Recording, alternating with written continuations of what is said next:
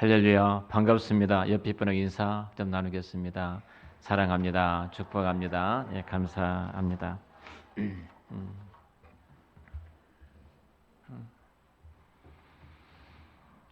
오늘 본문은 지난주에 이어서 두 번째 시간입니다. 오늘 봉독해 드렸던 말씀처럼 18절과 19절 말씀, 특별히 19절에 있는 말씀, 주의 은혜해를 전파하게 하려 하십니다. 이 말씀을 중심해서 은혜해를 선포하라 하는 말씀으로 함께 은혜를 받고자 합니다. 어제 저희들이 2년 후면은 이제 80주년이 됩니다. 8.15 강복, 78주년이 됩니다. 8.15 강복절이. 사실 강복의 어떤 기쁨을 여러분들이 잘 아실 것입니다. 78년 전에 1945년 8월 15일 날 대한민국이 36년 일본의 압제로부터서 해방되는 그날, 온 국민이 태극기를 들고 밖에 뛰쳐나와서 만세를 불렀던 그 환호. 사실은 저희 아버님이 그러시더라고요. 곡물을 수탈해 가는데 그 한쪽을 딱 센답니다. 이 곡물이 얼마나 되는가, 개수가 얼마나 되는가, 무게가 얼마나 되는가, 이 정도에서 곡물을 수탈해 갔다고 그래요. 견딜 수 없는 모욕과 우리가 노예처럼 살 수밖에 없는 그 어둠 속에서 우리 민족이 해방이 됐습니다. 그 해방된 기쁨이 얼마나 컸을까. 당시 우리 겪어보지 않는 우리들은 그 얼마나 큰지를 잘 이해하지 못할 것입니다. 어제 우리 학생들과 같이 그 강화도를 다녀왔습니다. 오면서 물었어요. 우리가 어느 곳을 거쳐서 왔니? 했더니 정확하게 이렇게 이야기하더라고요. 갑곶돈대와 전쟁기념관, 그 바로 옆에 또 천주교인들이 순교의 성지가 있거든요. 그걸 거쳐서 저들이 평화의 그 전망대를 갔습니다. 그리고 교산교회와 그리고 해변에 갔는데 쭉 이야기를 우리 차에서 한 것을 들었어요.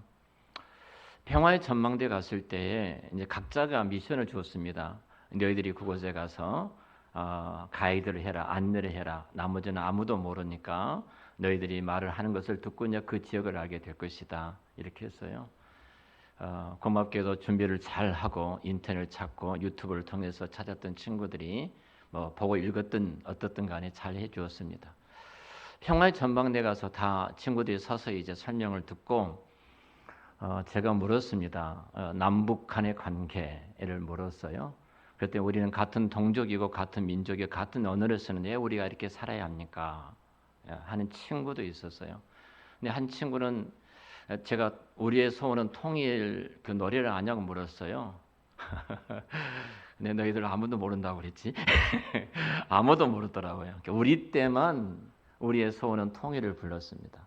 자, 제가 초등학교 5학년 때 제 기억에 이 노래를 부르는데 정말 울었습니다. 왜 그 어린 나이에서 통일을 노래에 부르는 눈물이 나는지. 지금도 우리의 소원은 통일을 부르면 눈물이 납니다. 어제 제가 부르고 통일에 대한 물을 질문했어요. 그때 통일이 되면 안 됩니다. 한 친구가 그러더라고요. 성민이가 그랬냐, 성한이가 그랬냐, 두 놈 중에 하나가 그랬어. 왜 통일이 되면 안 되냐 물었어. 이랬더니 우리나라 너무 잘 살고 북한은 너무너무 가난한데 통일이 되면 우리도 잘 못 살게 됩니다. 그러더라고요. 그래서 맞는 말이죠. 제가 이 말을 했어요. 나 형과 동생이 있는데 형이 굉장히 잘 살아. 형이 굉장히 잘 사는데 동생이 진짜 거지 상거지처럼 살아갈 때 잘 산 형이 이렇게 도와줘야 되지 않니? 같이 잘 살아야 되지 않니? 그런 것 같은데요. 이번에 설문을 조사했습니다. 8.15 기념에 통일을 이제 각기 나라, 북한과 남한으로 이제 각국 나라로 생존을 하자, 살아가자. 그것이 50%에 약간 넘더라고요. 통일을 하는 사람이 약 23, 4%가 됐습니다. 우리 다음 세대는 통일은 거의 없습니다. 그럼 우리는 핵무기를 갖고 전쟁 속에 살아가야 합니다. 유일하게 남과 북한은 전쟁을 함께했던 민족으로 전쟁 속에 살아갈 수밖에 없어요. 우리 자녀들이 그 전쟁의 비참 속에 살아간다고 생각해 보십시오. 무기를 만들고 핵무기를 만들면요, 언젠가 쓸 날이 오게 됩니다.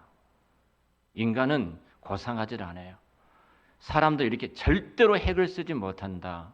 절대로 핵을 쓰지 못하는 그 이유가 저도 죽으니까. 근데 그렇지 않습니다. 인간의 타락성은요, 너 죽고 나 죽자는 겁니다. 그 인류 역사예요. 인간은 고상하지를 않아요. 마음이 무거웠습니다. 우리 후대들한테 무엇을 물려줄 것인가? 근데 분명한 것은 여러분, 이 세상에는 희망이 없습니다. 정치에 여든 야든 진보도 보수든 여러분, 이 세상에는 희망이 없어요. 이것이 성경의 진리입니다. 우리 주님께서 이 땅에 오셨는데 오셨던 목적을 성경은 이렇게 말합니다. 은혜의 해를 전파하려고, 은혜의 해를 선포하려고 오셨습니다. 우리 주님께서 오셨던 일들, 이게 어떤 일인가? 그리고 그 예수 그리 은혜의 해 안에 들어왔던 우리 주님의 백성들은 어떻게 해야 할 것인가? 성경이 오늘 우리에게 이 말씀을 하고 계시거든요. 우리의 소망은 주님께 있음을 우리는 분명히 합니다. 정치하는 여애도 있고 야의도 있는 것이 아니고 세상에 있는 것이 아니라 우리의 희망은 분명한 것은 예수 그리스도께 있음을 우리 믿습니다. 주께서 우리의 거처가 되시고 그 주께서 우리의 산성이 되시고 피할 바위가 되시고 요새가 되시고 산과 모든 땅과 하늘이 생기기 전에 영원부터 영원까지 하나님이 계셨고요. 시편 39편 7절의 말씀처럼 그래서 우리의 소망은 주께 있습니다. 이렇게 고백할 수밖에 없습니다. 우리 그리스도인들의 마지막 고백은 그예요. 우리 정치의 성에 어디 있든지 간에 목사님 그렇습니다. 우리의 소망은 주님께 있습니다. 할렐루야. 이것이 교회됨이에요. 세상의 가치와 세상의 기준을 가지고 교회를 보고 교회를 생각한다면 이미 교회는 세속화된 겁니다. 세상에 희망이 없습니다. 오직 희망은 예수 그리스도 그분밖에 있는 줄로 믿습니다. 그분이 우리의 희망이에요. 자, 먼저 주의 은혜의 해란 무슨 말인가? 예수님이 이 땅에 오셨을 때 주님의 은혜를 선포하려고 이 땅에 오셨는데요. 주님의 은혜라는 것은 희년을 가리켜서 말합니다. 자, 희년. 제가 성경을 읽으면서 이 말씀을 그때 정말로 눈물을 흘렸습니다. 자, 우리가 레위기 25장입니다. 25장 8절부터 10절 말씀인데 이 말씀을 제가 읽겠습니다. 너는 7 안식년을 계수할지니 이는 7년이 7번인즉 안식년 7번 동안 곧 49년이라. 7째 달 열흘날은 속죄일이니 너는 뿔 나팔 소리를 4대 전국에서 뿔 나팔을 크게 불지며 너희는 50년째 해를 거룩하게 하여 그 땅에 있는 모든 주민을 위하여 자유를 공포하라. 이 해는 너희에게 희년이니 너희는 각각 자기의 소유지로 돌아가며 각각 자기의 가족에게로 돌아갈지며 라고 말합니다. 자, 희년의 해를 선포해야 되는데 희년의 해 선포할 때 3가지를 이야기합니다. 그 3가지 하나가 희년이라는 것은 7년씩 7번입니다. 77에 49, 49년이죠. 그 다음에 50년째 되는 해가 희년입니다. 이스라엘 백성들에게 50년째 되는 희년이 돌아오면 내가 너무 가난합니다. 지금 힘들어요. 그래서 내 땅이 누구 A라는 사람에게 넘어갔습니다. 그리고 넘어갈 때 그 사람이 어떤 돈을 주고 이 땅을 가져갔어요. 그 사람이 주인이 된 거예요. 그런데 50년째 희년이 되어지면 그 땅을 팔았던 사람, 나에게 넘겼던 사람에게 돌려주어라 이렇게 말합니다. 우리 자본주의에서는 말도 안 되는 이야기를 지금 하고 있지 않습니까? 또 하나 이런 말을 하는 거예요. 이 희년에는 내가 너무 힘들어 빚을 졌습니다. 내가 수천만의 빚을 지고 정말로 매달 이자를 주면서 꾸역꾸역 힘들게 내가 번 돈 다 이쪽으로 넘겨주고 힘겹게 살아갑니다. 근데 50년째 되는 희년이 되어지면 그 빚을 다 탕감해 주어라. 원위치가 되어져라. 그리고 50년째 희년이 되어지면 3번째로 어떤 일이 일어나냐면 너가 너희 집에 와서 더 이상 살 수가 없어서 너희 집에 와서 노예로 살아왔던 그 노예가 되는 순간 그도 노예고 그의 자식도 노예와 종으로 살아갈 수밖에 없습니다. 그 집에서 그 노예를 해방을 시켜주어라.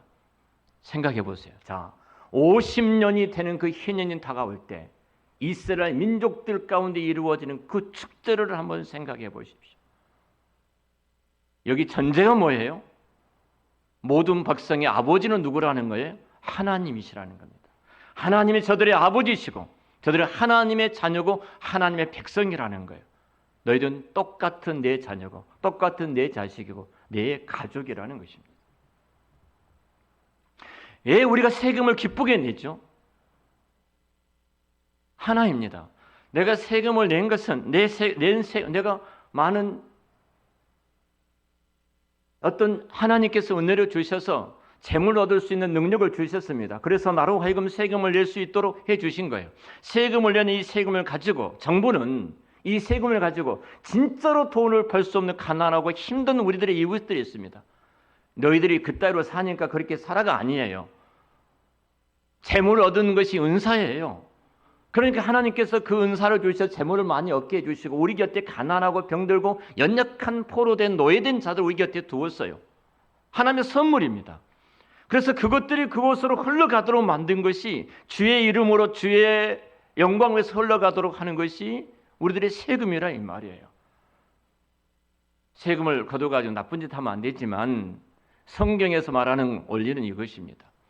그러니까 이스라엘 백성들에게 50년째 되는 이 희년이 다가올 때는 축제가 되어진 것입니다. 나팔을 불고 모든 백성들이 회복이 되어지고 우리는 가족으로 회복이 되어지고 우리는 식구로 회복이 되어지고 그때는 병든 자나 가난한 자나 잘 사는 자나 모두가 하나가 되어져서 하나님을 찬양하는 축제의 시간이 이 희년의 시간입니다.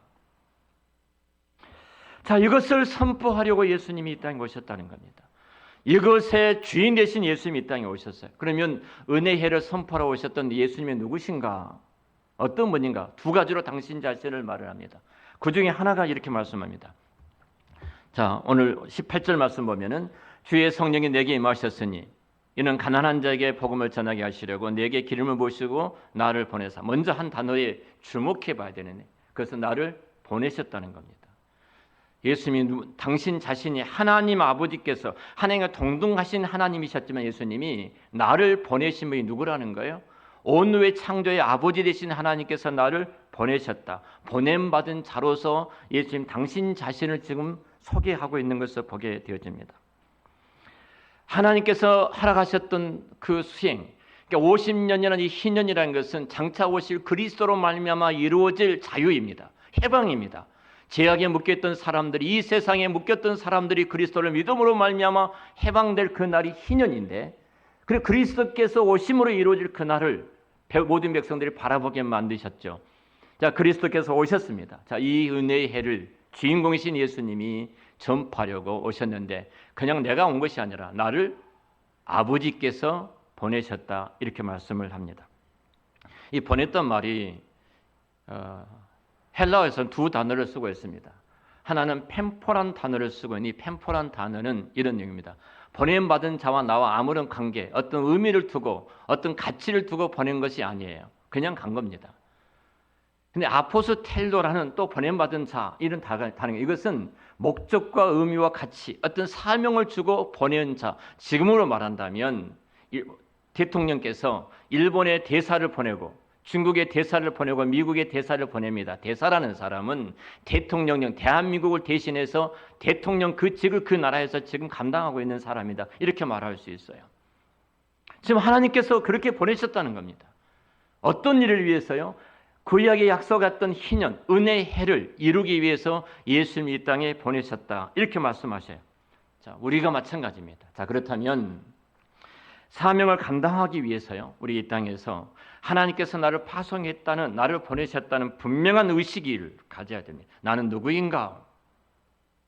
나는 한 가정의 남편이고 아내로서, 한 가정의 부모로서, 자녀로서, 교회의 어떤 직분을 맡은 직분자로서, 회사의 어떤 직원과 사업장의 일터의 어떤 리더로서, 우리 국가의 국민으로서 분명히 우리는 각자에게 보냄을 받았습니다. 하나님께서 그냥 내가 이 땅에 그 자리에 있는 것이 아니라 어떤 사명을 주어 그곳에 나를 파송했다. 분명한 하나님께서 나를 보내셨다는 분명한 파송의 의식을 가질 때 우리는 하나님의 자녀로서의 선교적인 사도직을 감당할 수 있는 사명자로서 충성을 할 수가 있는 것입니다.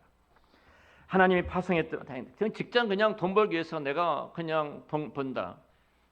아들이 그러더라고. 최소한 우리 직원은 그가 가져가는 봉급이 500만 원이라면 1,500에서 2,000만 원 수익을 내야만이 딱 맞습니다. 그렇게 하지 못한 직원은 필요가 없습니다. 딱 그 말을 한마디 하더라고요. 일반적으로 세상은 내가 이런 이윤을 남기기 위해서 회사에 다니지 내가 밥벌이 하려고 다닌 거 아니잖아요. 회사에 이윤을 남겨주지 못하면 존재할 필요가 없지 않겠습니까? 그 회사에. 세상은 그렇습니다. 근데 만약 사명자가 내가 그곳에 간다면 달라질 것입니다. 내 밥벌이가 아니라 나를 이곳에 보내셨던 하나님의 거룩하신 그 뜻을 나에게 이루어 드리기 위해서 그곳에 나를 보내셨다.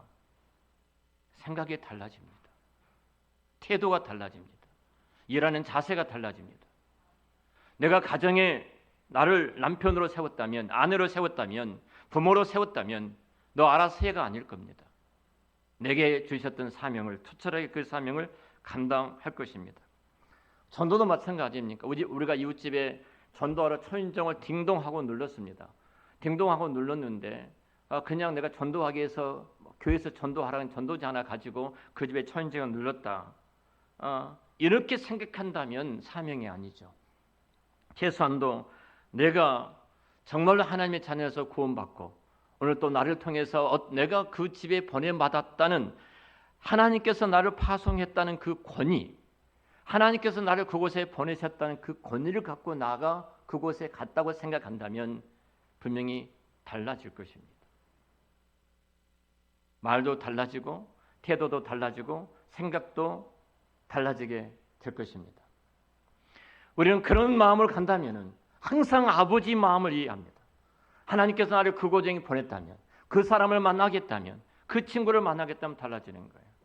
우리 친구 하나가 어제 저한테 저한테 기대더라고요. 저한테 딱 기대면서 이 말을 목사님 사랑합니다. 눈물이 나더라고요. 눈물이.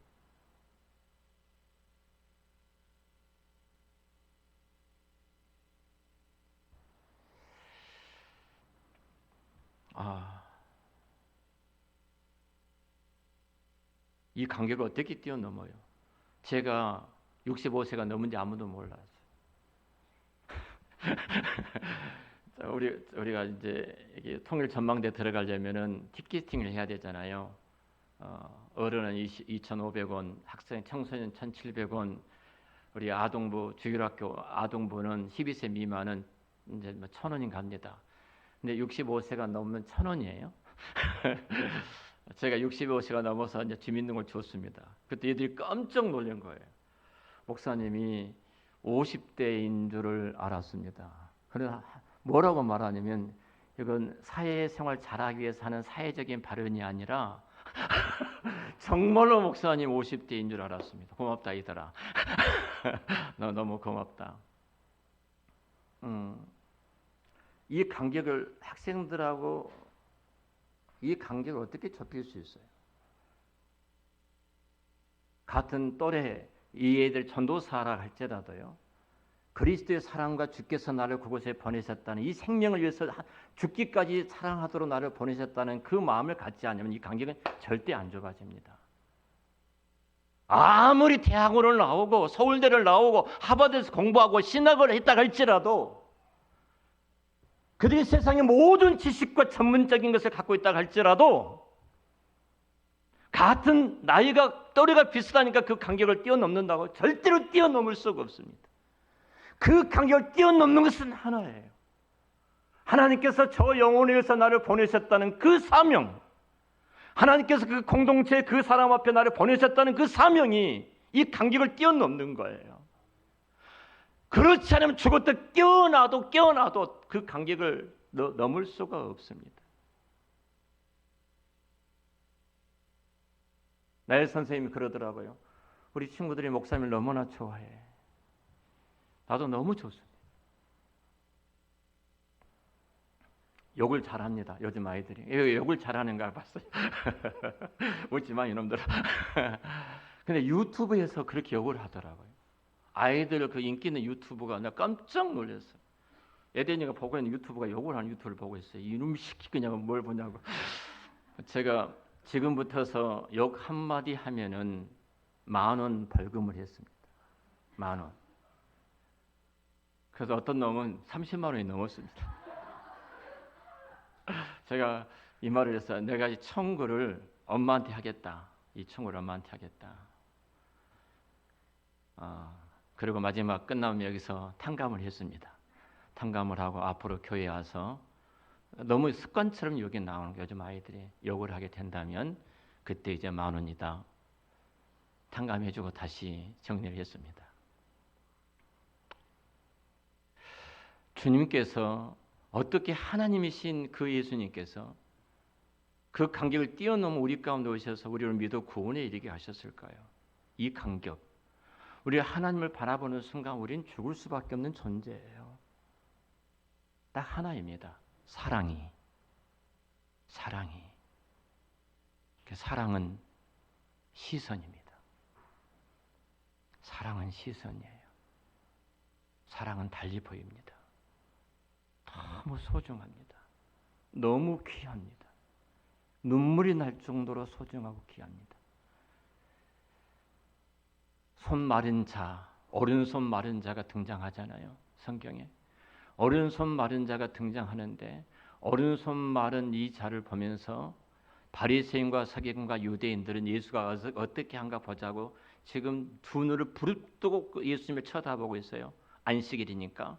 너가 만약 고쳐주면 고발하겠다는 겁니다. 성경에 이 손 마른 자를 뭐라고 말하냐면요. 예경에는 이 손 마른 자가 미장을 하는 사람이었어요. 근데 특별히 오른손이라고 말을 한 것 보면 무언가를 지금 의미를 갖고 말하고 있어요. 오른손이 말라버리면서 미장으로 하루하루 미장하면서 내 아내와 내 자식들이 먹어 살리는 사람이었어요. 근데 이 오른손이 말라버리는 순간 생업이 끊기게 된 겁니다. 아내도 살 수 없고 자식도 살 수 없고 가정은 망해버린 겁니다. 이 공동체 안에 들어오지 못하고 예수의 소식을 듣고 참 먼 발치에 있었습니다. 이 손 마른 자는 마치 저주받은 사람으로 생각하니까 먼 발치에 있었어요. 여러분 소경이라는 것은요. 날 때부터 소경되어지면 그래도 낫습니다. 감각이 다르다고 그래요. 근데 정상적으로 보던 사람이 소경이 되어지면은 여러분 그 고통이라는 것은 말할 수 없이 큽니다. 손이 말라버린 사람입니다. 누구도 쳐다보지 않습니다. 오히려 예수님께 손 마른 자를 부르시고 그들 가운데 그들 중앙에 원문에 보면 중앙에 세워두신 거예요. 그리고 한마디 말씀하십니다. 내 손이 나았다. 아무도 쳐다보지 않았습니다. 아무도 관심이 없습니다. 오히려 저들은 예수를 시험거리 하려고 보고 있었습니다. 근데 예수님의 시선은 달랐습니다. 그를 쳐다보고 있었습니다. 보냄받은 자는 그렇게 사는 겁니다. 직장에서도 그렇게 사는 겁니다.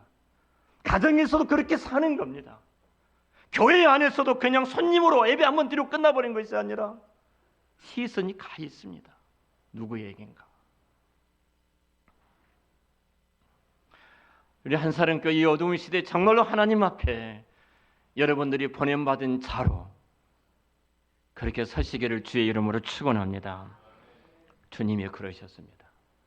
그 이어서 이렇게 말합니다. 성령의 기름 부음 받아 이 말을 합니다. 삼위 하나님은 동등하셨습니다. 근데 이 사역을 감당할 때 성경이 이렇게 말합니다. 주의 성령이 내게 임하셨다. 또 뒤에는 성령의 기름 부음을 이야기합니다. 주의 성령이 임하셨다는 말씀하고 기름 부음하고는 이 두 말씀 자체가 서로 설명을 해주고 있습니다. 왜 기름이라고 두 말씀을 하고 있는가 이 부분입니다. 여러분 잘 아시는 것처럼 구약의 삼직 왕과 제사장과 선지자를 세울 때는 기름을 붓습니다.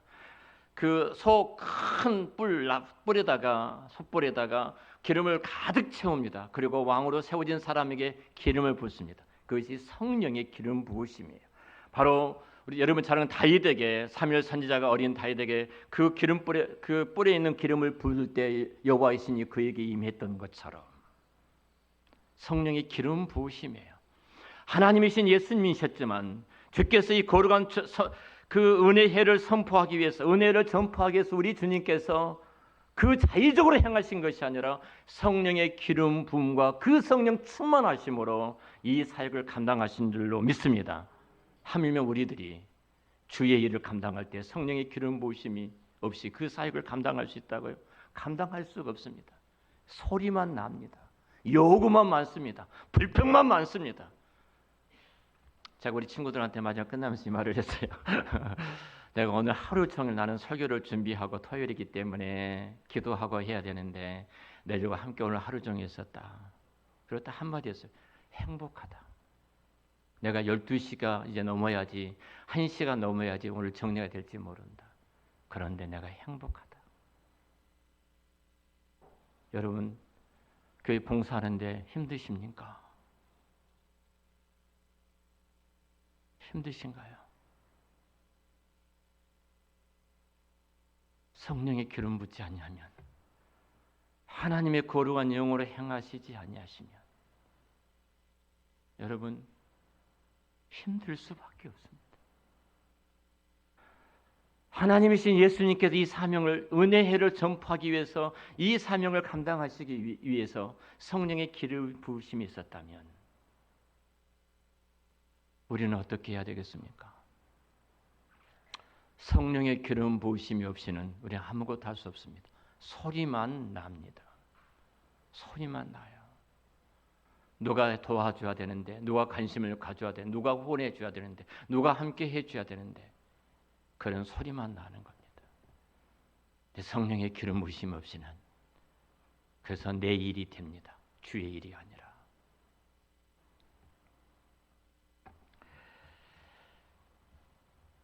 특별히 오늘 말씀을 통해서 원고 두 장 가운데 한 장밖에 하지를 못했는데요.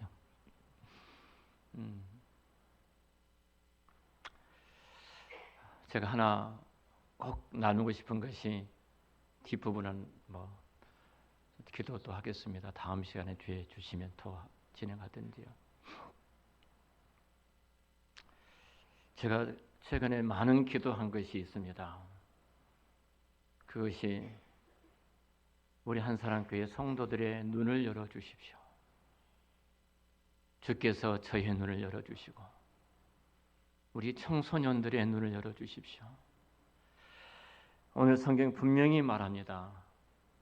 이렇게 말씀을 하죠. 눈먼 자에게 다시 보게 함을.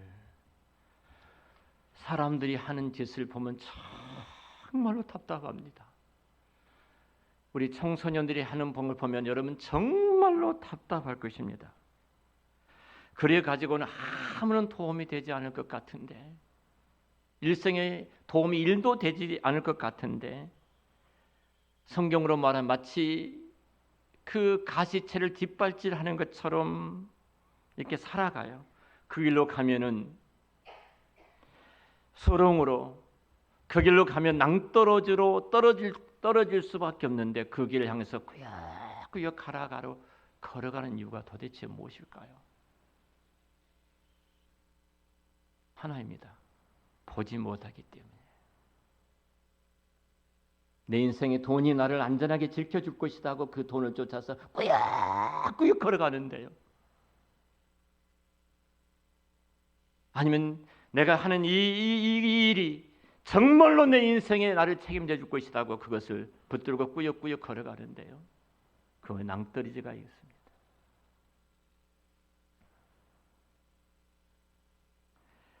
무엇이 중요한지를 모릅니다. 누가 소중한 사람인지를 모릅니다. 누가 정말로 나를 살려줄 수 있는 사람인지, 나와 함께 할 수 있는 사람인지 아무도 알지 못합니다. 그래서 부모의 가슴에 대못을 박는 자녀들이 있습니다. 한 몸으로 살아가는 아내에게, 한 몸으로 사는 남편에게 상처를 주는, 그래서 상처를 주고 상처를 받고 살아가는 사람들이 있습니다. 내 인생에 눈이 멀어졌기 때문에 그렇습니다. 자신의 처지를 보지 못하기 때문에 그렇습니다.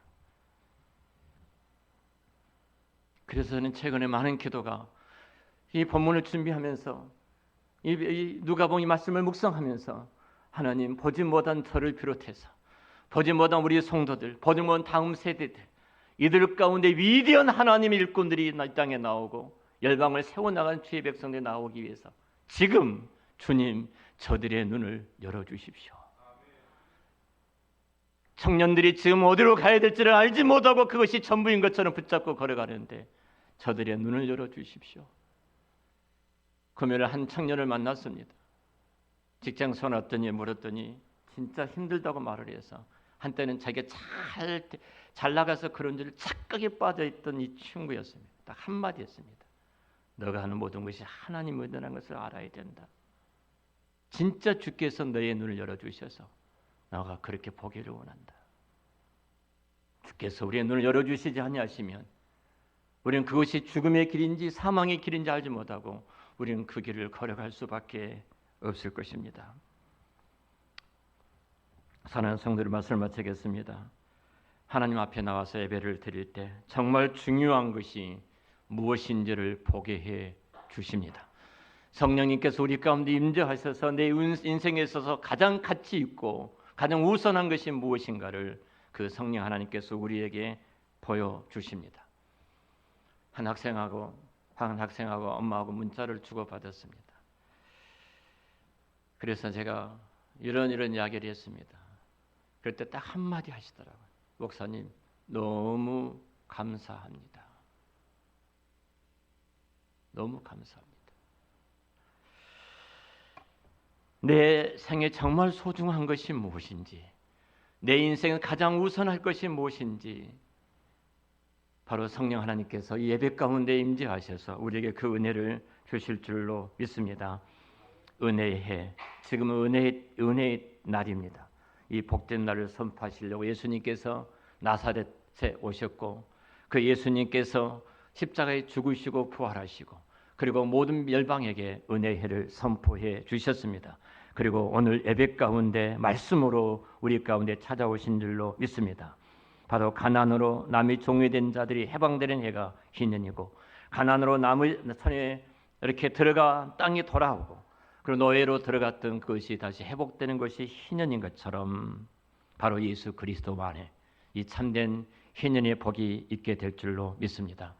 그 주님과 함께 주께서 베풀어 주셨던 이 은혜에 정말 은혜에 마음껏 그 은혜를 누리면서 이 땅에 살아가는 저와 여러분들이 되시기를, 우리 다음 세대가 되시기를 우리 주의 이름으로 축원합니다. 기도하겠습니다. 하나님 아버지, 은혜를 감사합니다. 저희들이 오늘 또 주 앞에 나와서 예배를 드리는 것은 여유로워서 한가로워서가 아닙니다. 나는 내 삶이 내 건강과 내 지혜와 내 능력에 달려있지 않고 전능하신 하나님이 주관하신다는 것을 믿는 믿음으로 오늘 하루를 안식하며 주 앞에 나와서 예배를 드리고 있습니다. 아버지 하나님, 이 시간 주님 찾아오셔서 은혜의 해를 선포하신 주님, 그 은혜의 해를 우리에게 허락하셨던 주님, 예수 그리스도를 믿는 모든 주의 백성들에게 이 복을 누리며 살아갈 수 있도록 축복하여 주시옵소서.